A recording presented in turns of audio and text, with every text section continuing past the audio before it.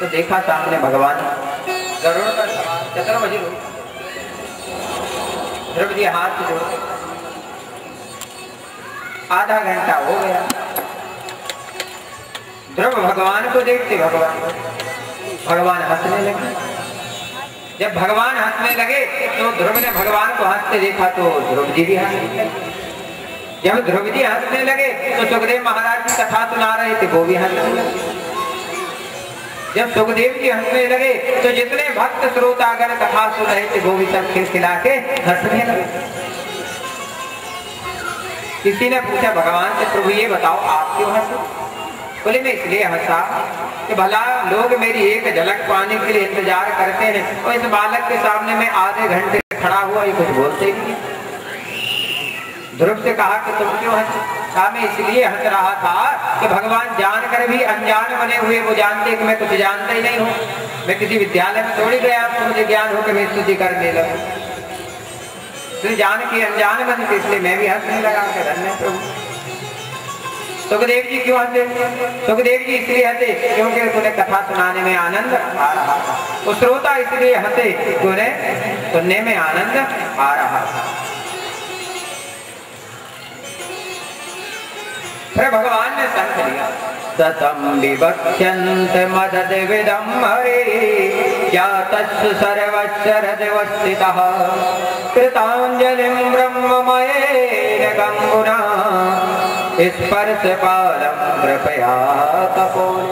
शंख लिया और कपोलों से स्पर्श कराया ध्रुव महाराज को। तो ध्रुव महाराज ने सागर हो, करुणा के सागर हो, पतितों को तारने वाले हो, भक्तों के रक्षक हो, प्रशंसा की भगवान।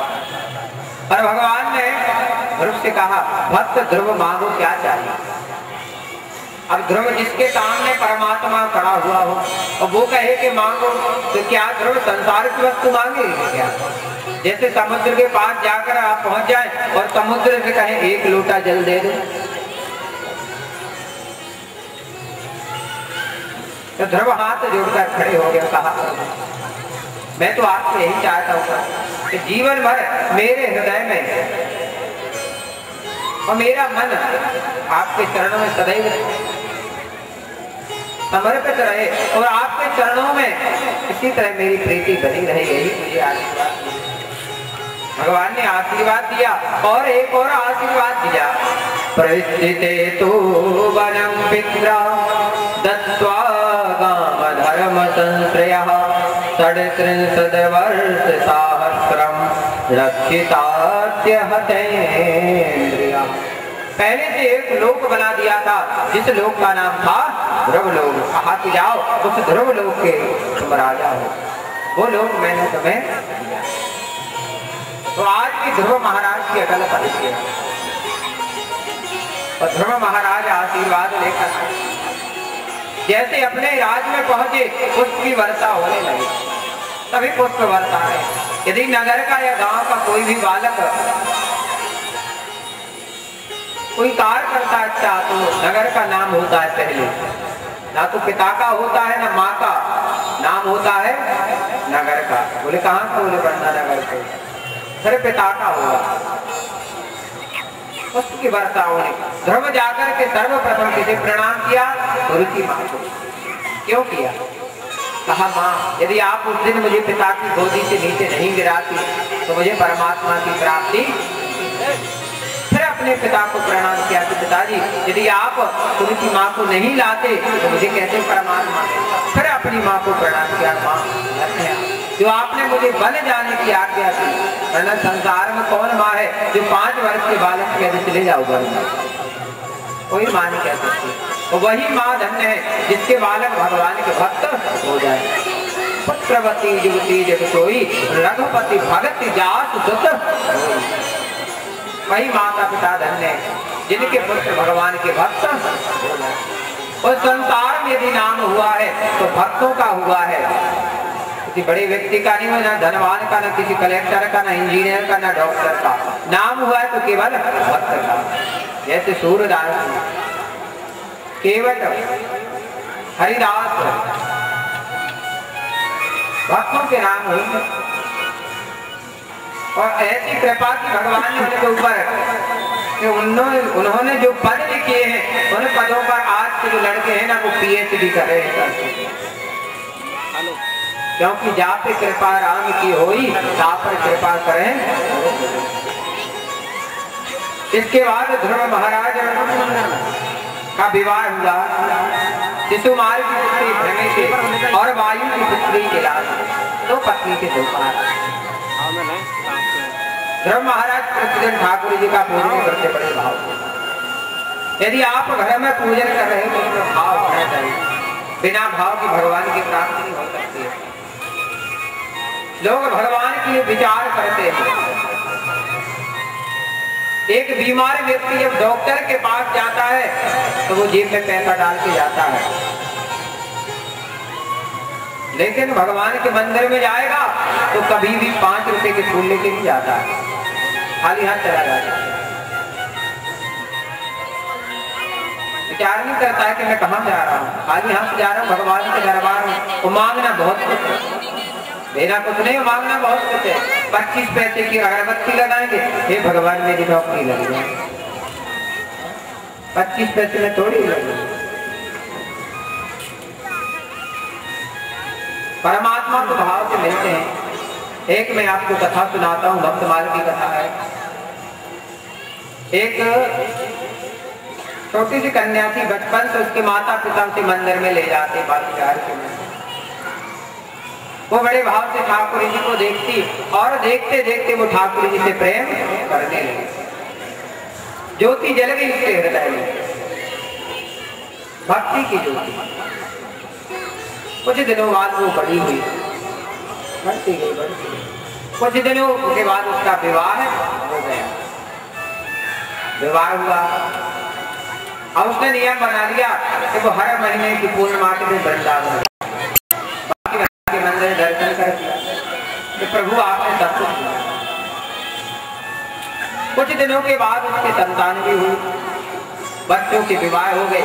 अब वो बूढ़ी हो गई, शरीर हाथ नहीं देता था, तो वो बांके बिहारी के मंदिर में गई। वहां से छोटे से लड्डू गोपाल को लेकर आई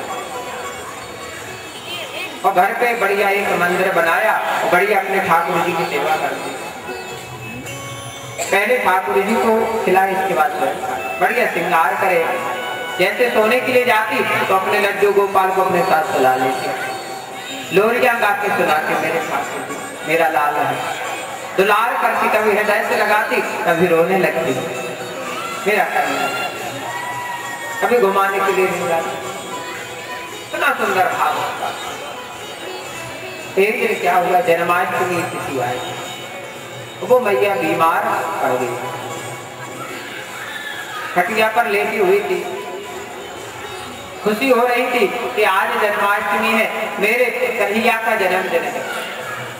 उसने अपने बहू से कहा, बेटी ये सब काम छोड़ दो। तो कंप्यूटर में कुछ काम था, ये काम छोड़ दो, भगवान से बढ़कर कोई काम नहीं है। आज मेरे कन्हैया का जन्मदिन है, मेरे कन्हैया को उठा करके बढ़िया स्नान करा करके, बढ़िया वस्त्र पहना करके, बढ़िया पलने में बैठा आज मेरे कन्हैया। बहू ने कहा हाँ हाँ बैठे रहो। वो कहती रही 12 बज गए। कहा रे बहू ये काम छोड़ दो, मेरे कन्हैया का जन्मदिन है। बहू को गुस्सा आया और वो आई उठ करके, तो जैसे उसने ठाकुर जी को गुस्से में उठाया तो ठाकुर जी हाथ से नीचे गिर पड़े। वो रोने लगी, ये तूने क्या किया, मेरे ठाकुर जी को नीचे गिरा दिया, मेरे लाल को नीचे गिरा दिया। अरे जाओ कोई डॉक्टर को बुलाओ, मेरे लाल को दिखाओ। रोने लगी, चिल्ला चिल्ला के, ये तूने क्या किया, मेरे लाल को चोट आ गई। बहू कहती है अरे बा कुछ नहीं हुआ है, तो पास मूर्ति है, हाथी की मूर्ति है। रोने लगी, चिल्लाई, कोई डॉक्टर को बुलाओ, कोई डॉक्टर को। बेटे ने समझाया, पर वो पड़ोसियों ने कहा एक काम करो, किसी डॉक्टर को बुला ला, दिखा दे। अब वो डॉक्टर के पास जाए, डॉक्टर कहे भैया मैं पागलों का थोड़ी डॉक्टर हूँ, धातु को थोड़ी चोट लगती है। कोई डॉक्टर आने के लिए तैयार। तो एक डॉक्टर के पास गया और कहा भैया एक काम करो, मैं तुम्हें बहुत पैसा दूंगा और तुम जाकर मेरी माँ से इतना कह देना कि ये ठीक है। डॉक्टर पैसे की लालच में भगवान के दरबार में कोई पैसा देती। डॉक्टर आया, उसने मूर्ति वहां लगाया, ठीक है, ये कुछ नहीं हुआ। माँ ने कहा, अरे डॉक्टर यहाँ क्या देख रहा है? वो निकालो, कानों में लगा, हृदय में लगा, मेरे लाल के देख। जैसे डॉक्टर ने वो सूटकेस खोला और निकाला, कानों में लगाया उसे, और कन्हैया के हृदय पे जैसे रखा तो हृदय के पास धातु की मूर्ति आवाज आ रही थी, धक धक। डॉक्टर पागल जैसा हो गया और जाने लगा। उस माँ ने, अरे डॉक्टर तू कहाँ जा रहा है? अपना ये सूटकेस को लेते जा। बोले मैं वहां जा रहा हूँ जहाँ से माँ तू इन्हें लेकर आई है। आज मेरी तो भाव ऐसा होना चाहिए। भगवान की सेवा करना है तो भाव से करो। लोग अमीर व्यक्ति होते भगवान की सेवा भी कराते, स्वयं नहीं करते, पैसा दे करते। तो भगवान के साथ हमें वही भाव करना चाहिए जो हम अपने साथ करते हैं। यदि हम अच्छा पहनते हैं तो भगवान को हमको अच्छा पहनाना चाहिए। यदि हम अच्छा खाते हैं तो भगवान को अच्छा खिलाना चाहिए। लोग जाते हैं बच्चा, बोले केले कैसे दे रहे हो? तो उसने कहा एक का एक केला, एक के 5 केले, बोले 5 दे दो। भगवान के लिए तो चाहिए, थोड़ी कुछ कहते हो। अब कल्याण कहा तो हमारा भाव ही अच्छा नहीं, और बिना भाव के भगवान की प्राप्ति नहीं हो सकती। भगवान कहते भाव ही मेरी भक्ति है और भाव ही मेरा शाह, और भाव से जो मुझे भजता उसका मेरा पार। भगवान का भाव, भगवान ने किसी से कुछ नहीं मांगा है। श्रीमद् भागवत कथा में लिखा है, पत्रम पुष्पम फलम तोयम यो मैं भक्त्या। भगवान ने कहा मैंने किसी से कुछ नहीं मांगा। क्या लिखा? पत्रम, माने किसी पत्र का नाम नहीं लिखा कि आम के पत्ते चाहिए कि पीपल के। वो पत्ता लाओ जिसमें तुम्हारा भाव हो। पुष्पम, किसी पुष्प का नाम नहीं लिया कि गुलाब का ही फूल चाहिए, बोले जिसमें भाव। फलम, किसी फल का नाम नहीं लिया, बोले कोई भी फल लाओ उसमें भाव। तो यह माने जल, पर भाव के सहज, और भगवान केवल भाव से ही मिलते हैं। बिना भाव के भगवान की प्राप्ति नहीं हो सकती है। तो धर्म महाराज भगवान का भजन करते रहते थे। एक दिन क्या हुआ, इनके भाई उत्तम वन में शिकार खेलने के लिए यक्षों ने मारा, ध्रुव को क्रोध था, जाकर युद्ध करने लगे, यक्षों को मारने लगे। परीक्षित ने कहा, महाराज ध्रुव को भगवान की प्राप्ति हो गई, फिर ये वध क्यों कर रहे हैं? ध्रुव को परमात्मा की प्राप्ति हो गई थी, पर सत्संग की प्राप्ति नहीं थी। बिन सत्संग विवेक। इनके दादा आए स्वयंभू महाराज, उन्होंने समझाया। फिर ध्रुव महाराज मंदराचल पर्वत पे जाके तप करने लगे। भद्रिकाश्रम, भद्रिकाश्रम क्यों कहते हैं? क्योंकि यहाँ पर बेर ही बेर के पेड़ है। बद्री माने बेर का पेड़, तो इसका नाम क्यों पड़ा बद्रीनाथ? क्योंकि यहाँ नारायण भगवान भजन करने के लिए गए, बहुत तेज धूप पड़ रही थी, लक्ष्मी जी को मना कर दिया था आप नहीं आना, लेकिन लक्ष्मी जी आई और बेर का पेड़ बन गया, बेर का, उसका नाम पड़ गया बद्रीनाथ। तो ध्रुव महाराज बद्रिकाश्रम में जाकर भजन करने, जैसे इनका समय आया जाने का, तो मृत्यु के सिर पर पैर रखकर ये जीवित गए। मृत्यु मूर्धनि पदम दत्वा आरुरोहात् भूतम्। जैसे ध्रुव महाराज को अपनी माँ की याद आई, माँ तो वो आगे बीमार में गई। बोले ध्रुव महाराज की। आगे चल करके इनके वंश में आए पृथु महाराज, जो भगवान के 24 अवतारों में एक अवतार है, जिन्होंने इस धरा को गाय बनाकर के देवराज उनको बछड़ा बनाकर दोहन किया, तो इस धरा का नाम पड़ गया पृथ्वी। इसके बाद स्वयंभू महाराज के जो दूसरे बेटे थे, जिनका नाम था प्रियव्रत महाराज। पहले पृथ्वी एक, इन्होंने देखा प्रियव्रत महाराज ने तो सूर्य परिक्रमा कर रहा है पृथ्वी, रथ पर सवार हुए और इन्होंने परिक्रमा की, तो 7 लीके बन गई, 7 भाग हो गए। तो जो 7 भाग हुए वो द्वीप बन गए, जम्बू द्वीप, प्लक्ष द्वीप, सालमली दीप, कुश दीप, कौंच दीप, साक दीप और पुष्कर दीप। जिस द्वीप में हम रहते हैं उस द्वीप का नाम क्या है पता है आप लोगों को? उस द्वीप में हम रहते हैं, है किसी को पता?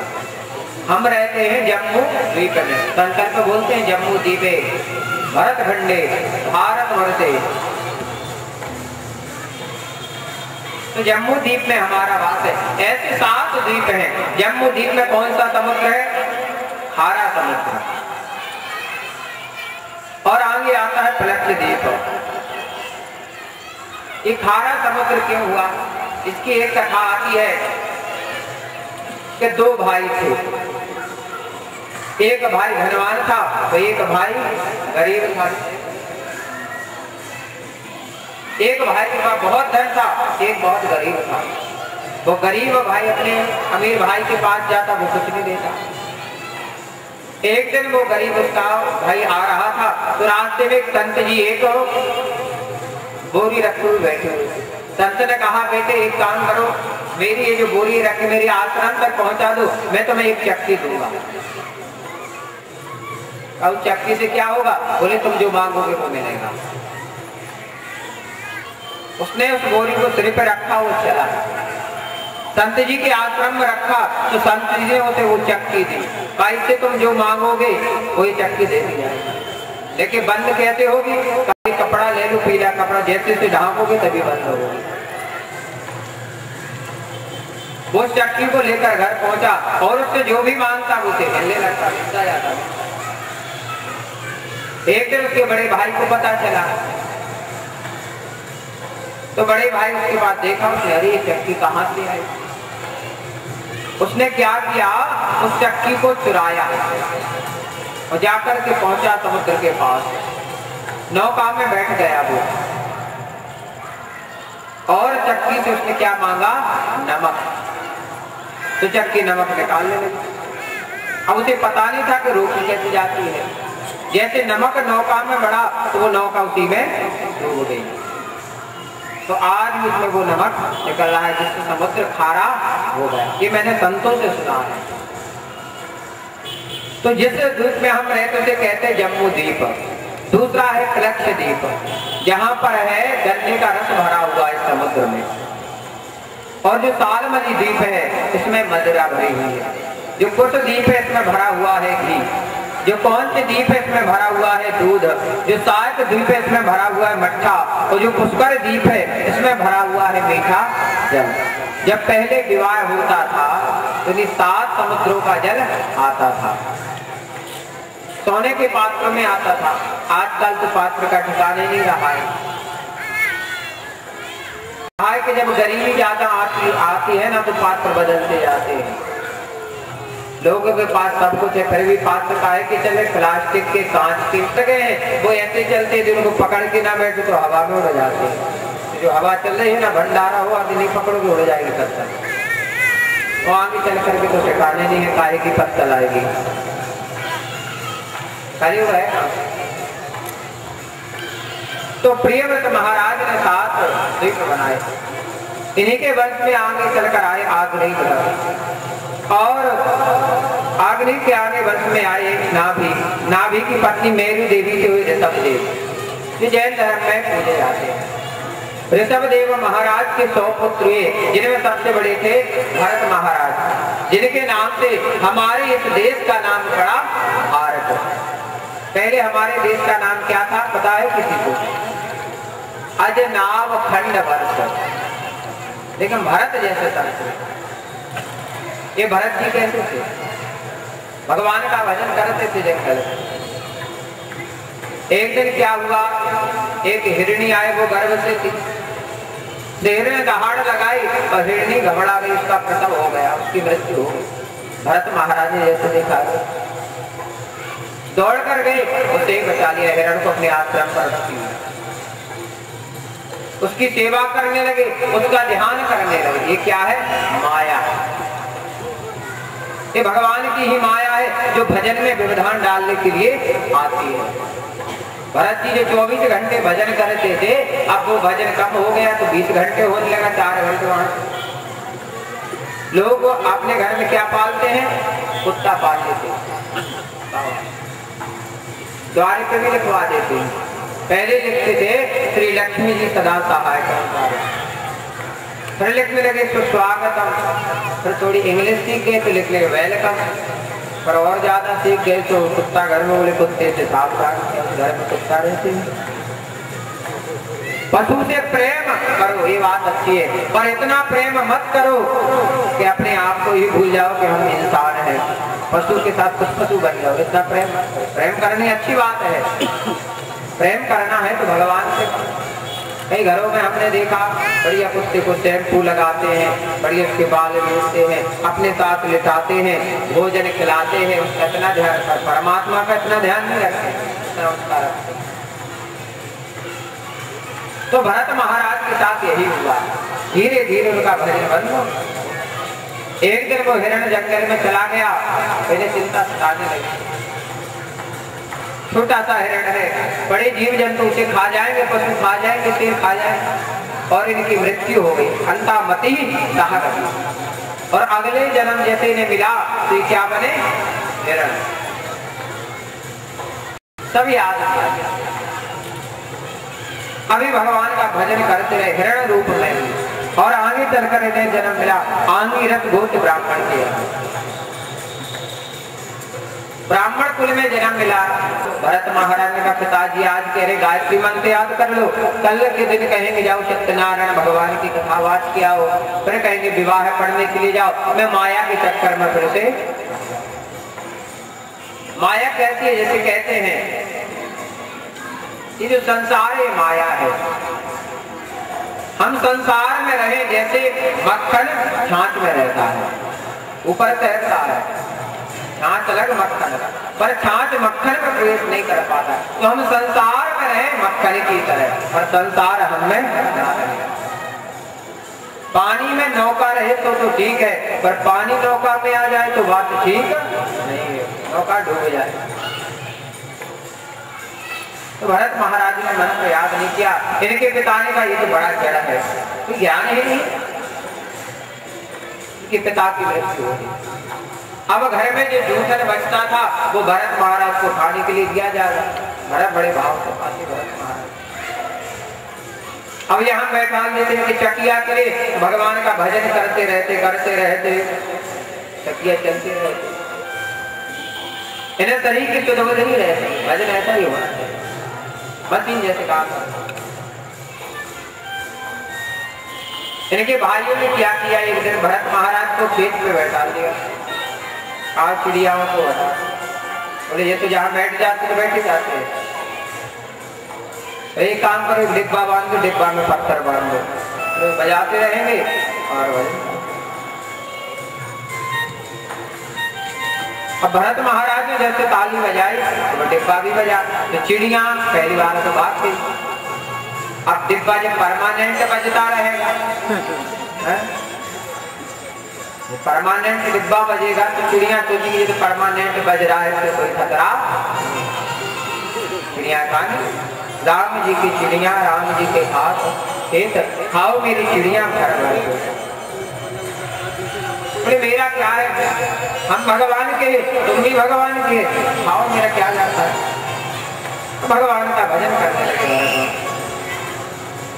दिखाए जाओ अपना चंदा सा मुखड़ा, दिखाए जाओ और मुकुटे वाले, घुंघराली लटे वाले, और मुकुटे वाले, घुंघराली लटे वाले, वो अपना चंदा सा मुखड़ा दिखाए जाओ, वो अपना चंदा सा मुखड़ा दिखाए जाओ,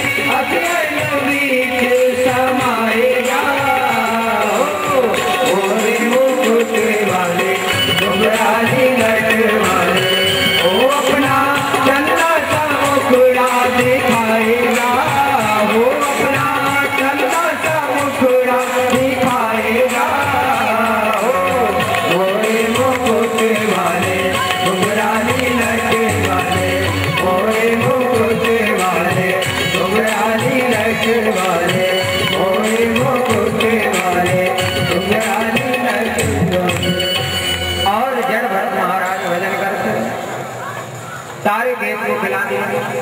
इनके भाइयों को क्रोध आया, देखो इसने खेत को ही खिला दिया, निकाल दिया घर से, जाओ बाहर चले। जड़ भरत ने कहा अब ठीक रहा। कुछ आदिवासी लोग आ रहे थे, बलि की आवश्यकता पड़ रही थी और सबका वध कर दिया, भक्त की रक्षा की। इसके बाद आगे चल करके एक राजा आ रहा था, सिंधु देश का राजा। तो उनका एक कहार बीमार पड़ गया, तो भरत महाराज को कहार बना दिया। भरत महाराज से अब भरत महाराज नीचे देखकर चलते तो कोई छोटे जीव जंतु मेरे पांव के नीचे ना आ जाए। चींटियों की लान आ, इन्होंने तलांग लगाई, पाल के नीचे आके प्राण से गिरे पड़े। अच्छे से नहीं चल रहे हो। भरत महाराज ने देखा ये राजा कथा सुनने के लिए जा रहा है, पर इसके अंदर अहंकार है। कहा हे राजा, कोई सुंदर है तो कोई नहीं है, कोई अमीर है तो कोई गरीब है, कोई एसी कमरे में सो रहा है तो कोई खेत पर सो रहा है। ये सब भगवान की कृपा है। तो यदि तुम राजा हो तो ये भगवान की कृपा है। ये कहार है, ये भी भगवान की कृपा है। भगवान जो करता है वो अच्छा करता है। वो आप कथा सुनने के लिए जा रहे थे, अहंकार से करते। भरत महाराज कहते हैं, राजा ध्यान से सुनो, मैं तुम्हें एक कथा सुनाता हूँ। दो मित्र थे, एक शराबी एक भगवान का भक्त। उसका दूसरा मित्र मंदिर में आता और शाम को दोनों एक जगह, दोनों का वही नियम करता। एक दिन क्या हुआ कि जो वो मंदिर में जाता था, एक दिन वो मंदिर से बाहर निकला तो जैसे बाहर आया तो उसके पांव में कांच चुभ गया। तो जो शराबी था ना, वो शराब पीकर बाहर निकला तो उसे 1000 का नोट मुस्कुराने लगा।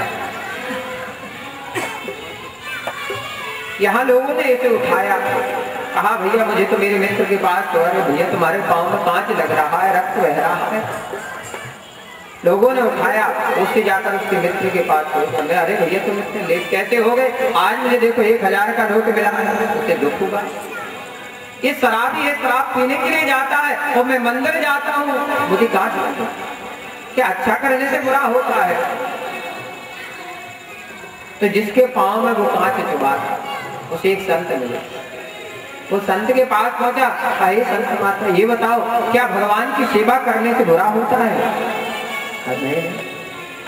तो फिर मेरे साथ ऐसा क्यों हुआ? मेरा जो मित्र है वो शराब पीता है, तो उसे 1000 का नोट मिल गया और मैं प्रतिदिन मंदिर जाता हूँ तो मेरे पाँव में कांच चुभ गया।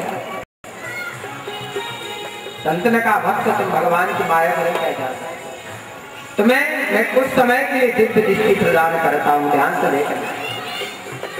संत ने कुछ समय के लिए उसे दिव्य दृष्टि दी और कहा देखो पुनः पीछे जाकर नेत्र बंद करो। जैसे उसने नेत्र बंद किए वही दृश्य दिखाई दिया। तो वो मंदिर जा रहा है, मंदिर में आया और मंदिर से बाहर रोड पे आया तो क्या देखता है कि उसके ऊपर एक ट्रक निकल गया। कुछ चिल्लाने लगा जोर से। संत ने पकड़ लिया, घबरा वही क्या हो गया तुम्हें? तो मैंने देखा कि मेरे ऊपर ट्रक निकल गया। फिर देखा अपने मित्र का देखा तो वो जैसे निकला तो उसके लिए सूट के पैसे से भरा हुआ एक सूट के डला हुआ दो से मिल गया। फर्स्ट में नेत्र खोले, बोले महात्मा जी क्या हुआ? बोले यही तो है भगवान की माया। तुम प्रतिदिन मंदिर जाते थे, मंदिर से लौट रहे थे, तुम्हारी मृत्यु लिखी थी ट्रक के नीचे, लेकिन तुमने भगवान को पकड़ के रखा तो भगवान ने तुम्हारी मृत्यु को टाल दिया और एक कांच में निकाल दिया। तो महाराज मित्र था, उसके भाग में राजयोग लिखा था, बहुत धन, 1000 का नोट लेकर के चला के किसने बुरा कार्य किया था। लोग यही सोचते हैं तो बताओ अच्छा करने से बुरा होता है। परमात्मा कभी किसी का बुरा नहीं करता। राहु गढ़ ने कहा है महात्मा आप कोई साधारण मानव नहीं, आप कोई ज्ञानवान है, विद्वान है, आप मुझे अपना सही परिचय। तब जड़भरत महाराज सही कहा मैं ब्राह्मण बालक यज्ञ पवित्रता राजा रावण चरणों में बैठा। बोले भरत महाराज की। इस तरह श्री सुखदेव महाराज ने प्रसंग सुनाया। आगे वर्णन आता है नरकों का वर्णन। जो परीक्षित महाराज को जैसे 27 नरकों का वर्णन सुनाया होगा, लेकिन कहा सुखदेव महाराज ने कि जो श्रीमद् भागवत कथा को सुनता है वो कभी नरक में नहीं जाता है। बोले वृंदावन बिहारी लाल की। यहाँ पर कथा का विश्राम।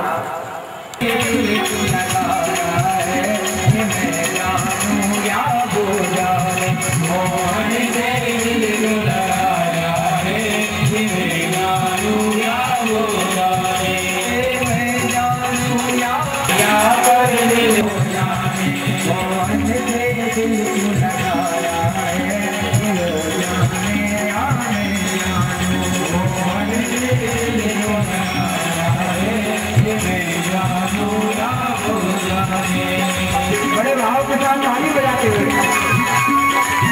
दोनों हाथ उठाकर ताली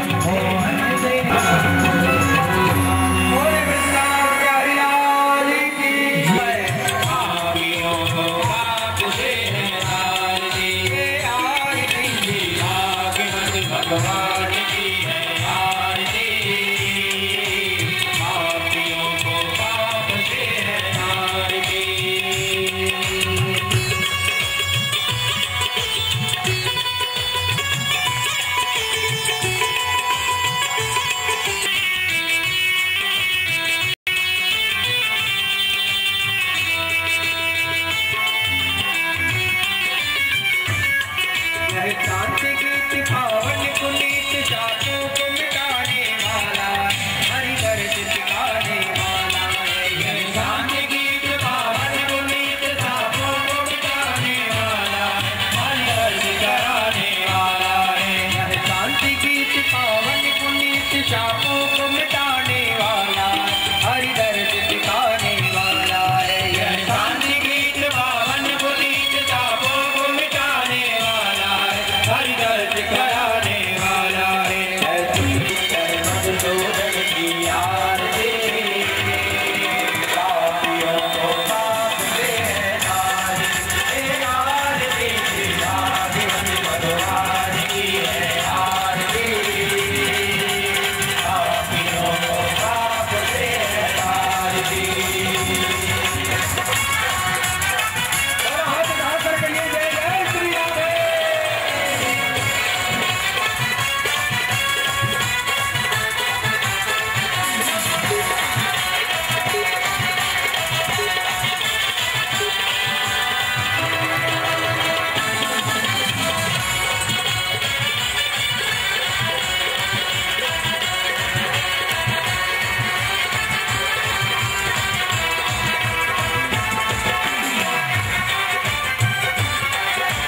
मधुरी बोल जग बंदी बोल तन मार्ग दिखाने वाला बिगड़ी को बनाने वाला है। मधुरी बोल जग बंदी बोल तन मार्ग दिखाने वाला बिगड़ी को बनाने वाला है। बिगड़ी को बनाने वाला है। मधुरी बोल जग बंदी बोल तन मार्ग दिखाने वाला बिगड़ी को बनाने वाला है। हरि राम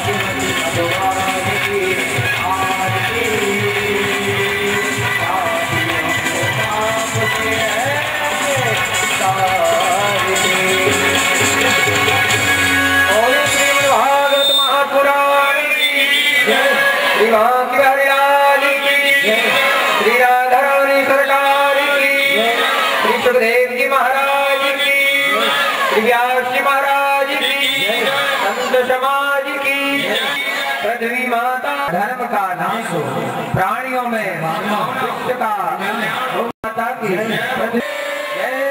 श्री राधे, जय जय श्री राधे। पार्वती पते हर हर महादेव।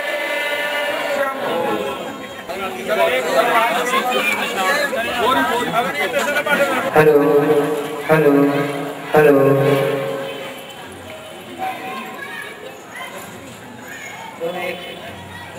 श्री राधे श्री राधे श्री राधे।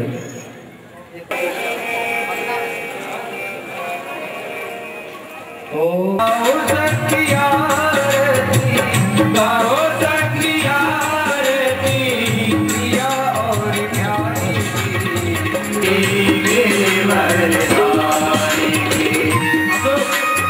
बड़े भाव के साथ ताली बजाते हैं।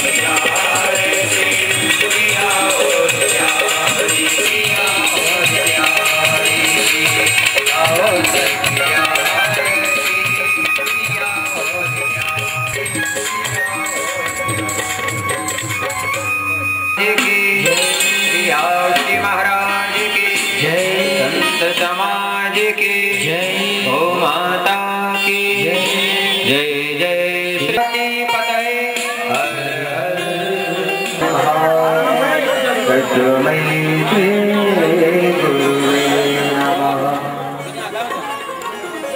श्री गोविंद सिंह यादव एवं के पुत्र गौरव सिंह यादव।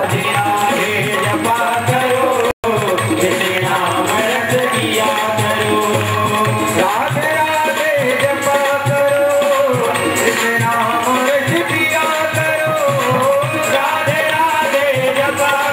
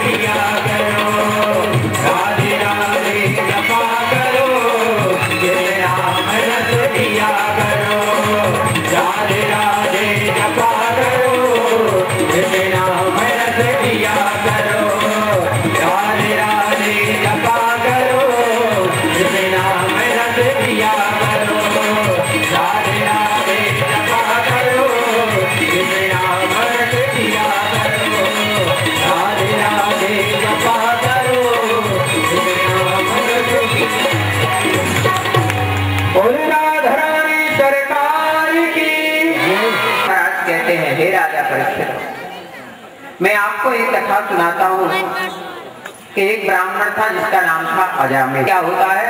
पैसा, जिसे कहते हैं पाप का बाप, पैसे को ही कहते हैं। और ये सारी जो दुनिया दौड़ रही है ना, कोई भी हो, सब पैसे के लिए दौड़ रहे हैं।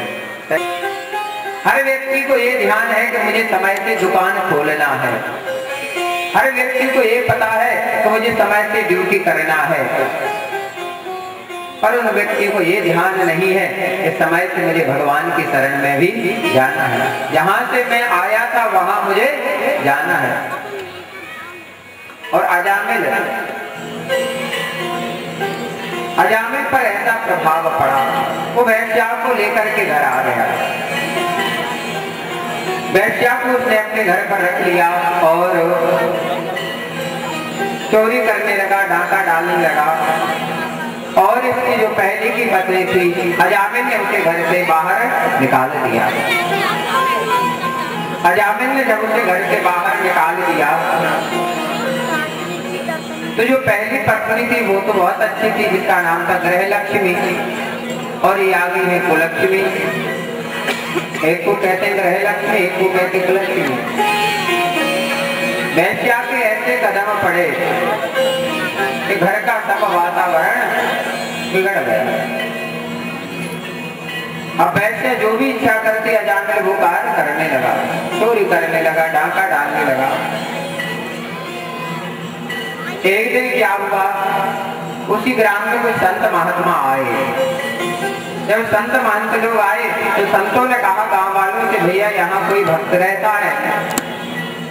तो कुछ गांव में ऐसे लड़के होते हैं जो बिगड़े होते हैं, जो संतों की निंदा करते हैं, और निंदा करने वालों को साधु क्या कहते हैं?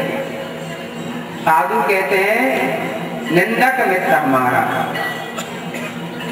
जो बुराई करता है, जो हमारी गंदगी को साफ करता है निंदा करके।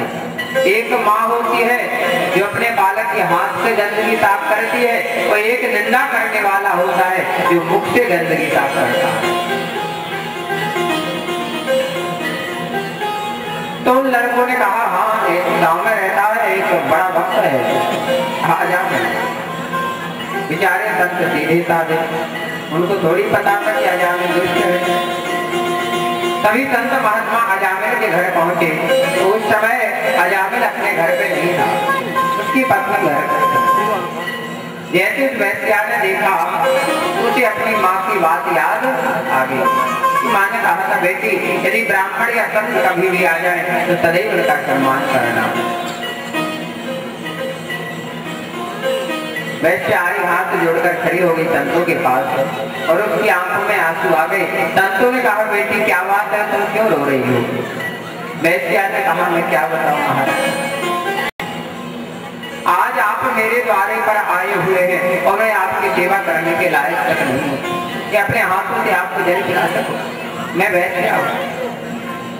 संतों ने कहा, बेटी एक काम करो, मैंने सुना है कि तुम्हारे पति बड़े धार्मिक हैं। वैश्या ने कहा, नहीं महाराज, आपको किसी ने गलत बताया है। मेरे स्वामी तो चोर है, डाकू है। संतों ने चलो ठीक है, हरी इच्छा यही हो। एक काम करो बेटी, कुछ सूखा आटा लाओ, दाल चावल लाओ, भोजन बनाएंगे, अपने प्रभु को प्रसाद लगाएंगे, इसके बाद खाएंगे और यही भजन करेंगे। संतों ने भोजन बनाया, ठाकुर जी को प्रसाद लगाया और सारी रात भजन करते करते व्यतीत हो गई। कुछ रात्रि ऐसी हैं जिनमें जागरण किया जाता है। दुर्गा सप्तशती में लिखा है, काल रात्रि, महारात्रि, मोह रात्रि, दारुणः। दीपावली की रात्रि, जन्माष्टमी की रात्रि और महाशिवरात्रि, ये 3 रात्रि हैं। जन्माष्टमी की, दीपावली की, महाशिवरात्रि। इन रात्रियों में जागरण करना चाहिए। तो संत लोग भजन करते करते सारी रात बीत गई। ब्रह्म मुहूर्त जैसे ही आया, अजामिल हाथ में तलवार लिए आ गया। हम लोगों ने आपके घर के अन्न को खाया है, अब हमको कुछ दक्षिणा दो। अजामिल, अरे संतो, हमारी दक्षिणा यही है कि हमने आपके दंड कमंडल ही छुड़ाया, जितने जल्दी हो सके यहाँ से भाग जाओ। संतों ने कहा अजामिल दक्षिणा तो देगा नहीं, और जब इसका अन्न खाया है तो इसे कुछ न कुछ देना पड़ेगा, क्योंकि ब्राह्मण संत यदि कुछ लेते हैं तो बहुत कुछ देते भी हैं। संतों ने कहा ऐसा क्या किया जाए? तो संतों ने कहा ये काम करते हैं। कहा ये बताओ तुम्हारे पुत्र कितने हैं? तो अजामिल ने कहा 9। 10वां होने वाला है। कहा तो उसका नाम रख देना नारायण। नाम रख दिया नारायण। मैंने प्रथम जगत की कथा में कहा था कि नाम भगवान के नाम से होने चाहिए। पहले जितने भी नाम रखे जाते थे वो भगवान के नाम से जुड़े होते थे, क्योंकि सब भगवान के अंश हैं। पर आजकल के जो नाम है ना, वो अंग्रेजी सभ्यता से जुड़ गए हैं। जैसे नाम रख दिया चिंकी, पिंकी, डॉली, बबली, रौली। बताओ ये तो थोड़ी नाम है। किसी का नाम है पप्पू, किसी का नाम है डबलू, ये थोड़ी कुछ नाम है। नाम तो ऐसे होने चाहिए जो भगवान से जुड़े हो। मनमोहन, मन को मोहने वाले। गोविंद, कन्हैया, कृष्ण, बलराम, दामोदर, नंद किशोर, ऐसे नाम होना चाहिए कि नाम लेने में भी हमें अच्छा लगे। लेने के नाम रख दिया, बोले क्या नाम? बोले डबलू। अब किसी का नाम रख दिया चिंकी, बच्चों के नाम रख दिया चिंकी, और चिंकी हो जाए 90 साल की, बोले चिंकी, थोड़ी अच्छा लगेगा। भगवान के नाम से नाम होने चाहिए। बेटियों के नाम रखना है सीता, जानकी, कौशल्या, राधा, पद्मावती, ऐसे नाम होना चाहिए। तो नाम रख दिया नारायण छोटे बेटे का। अब घर में जो बड़ा लड़का होता है उस पर माँ का लाड़ प्यार होता है, और घर में जो छोटा है उनका उस पर पिता का होता है, और जो बीच के होते हैं उन पर भगवान की कृपा होती है। अब नारायण पर बड़ा प्रेम अजामिल का, ऐसी लगने लगी दिन रात कहता नारायण नारायण नारायण। क्योंकि हमारे शरीर में 2 भूखे हैं। आप जानते 2 भूखे कौन कौन है? एक भूखा है पेट। पेट की भूख को हम मिटा नहीं सकते हैं, मिटा सकते हैं कभी? सुबह खाओगे शाम को भूखे, शाम को खाओगे सुबह भूखे, दिन रात यही चलता रहेगा। और दूसरा भूखा होती है आत्मा। आत्मा की भूख कैसे मिटती है? परमात्मा का भजन करने से। वो भी तो भूखी है ना। हमें तो उधर का ध्यान है, पर इस आत्मा का ध्यान नहीं है कि ये भी तो भूखी है प्रभु की। तो अजामिल के शरीर आत्मा में ऐसी ज्योति जली, कहता रहता नारायण नारायण नारायण। एक दिन यमराज के दूत आए और अजामिल को जैसे पकड़ना चाहा। अजामिल ने आवाज लगाई नारायण बचाओ, और अंधामती सहारती। भगवान के पार्षद आ गए और यमराज के जितने दूत थे सबकी पिटाई कर दी। बोले चलो भागो। और अजामिल ने जब देखा कि भगवान का नाम लेने से प्रभु के पार्षद आ गए, तो अजामिल चला गया हरिद्वार और जाकर के पावन गंगा के तट पर भजन करने लगा। तो अंत समय में मोक्ष को प्राप्त हुआ। यमराज के दूत पहुंचे और यमराज से जाकर बोले हमको तुम्हारी नौकरी नहीं करना है।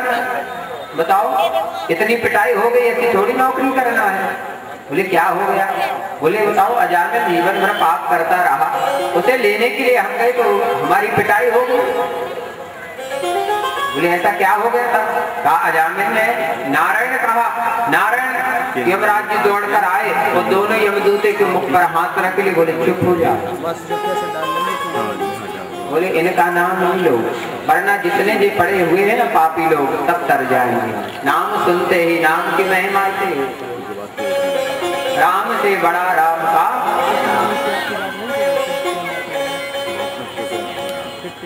प्रभु यमराज वर्णन करते ही वही तो प्रभु है जिन्होंने सारी सृष्टि को रचा है, हमें तुमको बनाया है, ये वही तो कारण है। श्री सुखदेव महाराज कहते हैं राजा परीक्षित, और अजामिल वैकुंठ के लिए चला गया, केवल भगवान का नाम स्मरण करने लगा। आगे वर्णन आता है दक्ष प्रजापति। दक्ष प्रजापति के 10,000 पुत्र हुए। नारद जी ने ज्ञान का उपदेश दिया और सबको भक्त बना दिया, वैराग्य कर दिया। फिर दक्ष प्रजापति के 1,000 बालक के नारद ने पृथ्वी को बना दिया। दक्ष प्रजापति को बड़ा क्रोध आया कि मेरी जितनी भी संतान होती है, छोटे छोटे बालक हैं, उनको संत बना दिया नारद ने। और नारद जी सामने से आ ही रहे थे, दक्ष प्रजापति ने श्राप दे दिया नारद जी को कि मैं आपको श्राप देता हूं कि आप कभी एक जगह नहीं रुक पाओगे।